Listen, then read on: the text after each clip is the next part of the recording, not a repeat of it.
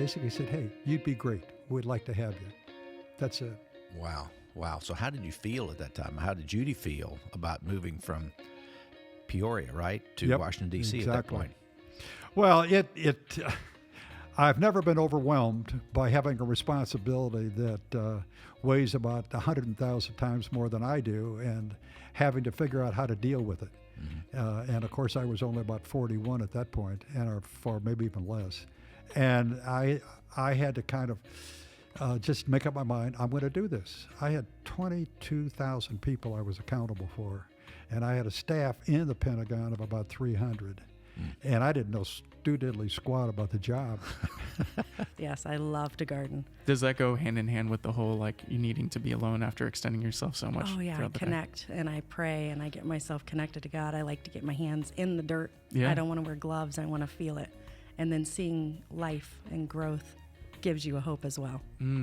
It's pretty amazing to plant a seed and then see it sprout. How long have you been doing that? Since 2011 is when I first started a big garden. So what are you growing? Beautiful orchid garden. Oh, Orchids. Yeah, orchids are one of my favorites. And my wife isn't here today. Rita's like all about the orchids. There's a whole we'll talk later about the orchid thing, but there's a whole thing, I promise you. I've grown everything. I've done vegetables.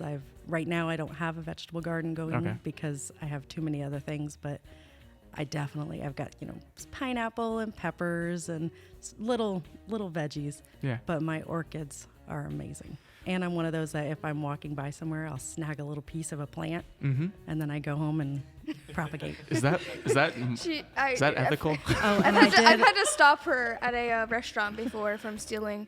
Well, it's not plants. stealing. It's not stealing. It's growth. Yeah. I did take a little plant from here one time. Did you? It was a little teeny baby. We're going to talk about this afterwards, Lisa. And it's beautiful. Is it? Yeah. It was like only this big. Was there some sort of method or journey that you took to arrive at the place where you say, okay, there are things in life that are good and bad, and if I can embrace both of those things, it will turn out better for me at the end of the day? No, it was a hard journey, through many failed attempts to try to, it all comes down to control, ultimately, that whether we realize that's what we're trying to do or not, we're trying to control our situation, our environment, our happiness, our success, our relationships. So once you can kind of become self-aware, and sometimes you have to go through some hard parts to get there, then it just seems like life's a little bit easier. And it may just be one of those things that comes with age and perspective, although it doesn't happen for everyone. But and that I've always been an avid learner, so availed myself of a lot of resources. You guys, Larry, the church here, a lot of, Rob Bell, Richard Rohr, a lot of people who informed my process, especially over the past decade. So yeah, but there were some hard times along the way to get there. But I think it's a willingness to realize you're not the center of the universe, that you don't control everything, that life's not against you necessarily. When you quit fighting it, it seems to quit fighting you, and just kind of embrace what's out there. Right. But that's hard.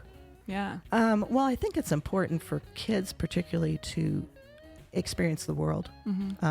There's so much out there, and to not be afraid to travel, because it's kind of complicated when you get to the airport. There's a lot of things you have to kind of go through and do and stuff, and to just not have a fear of experiencing that. So I think the earlier you can let your children be exposed to that, the better. And well, maybe not 3, but it was a different time. Yeah. Yeah.